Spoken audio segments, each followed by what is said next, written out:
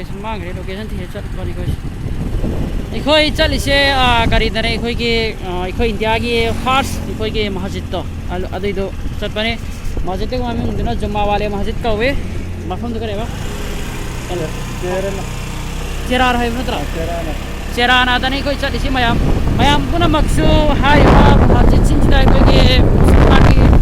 मुस्लिम सिनाव सिंसे लोई लाक्पिनबा हाइजरी हारिबा मस्जिद सिंसिदा करी हाइनी अखोई साहाबा सिंह लोइना लै साहबा खरा अखोई त्यादि औरांबा दिन गिनमक्का अखोई दावत औरांबा अदु सिंगे मोगी कबर सलै अदु हारिबा अखोई मालिक बिन दिन ना अरेना तारम मनी मयाम पुनमक्सु अदु अल्लाह के वलीनी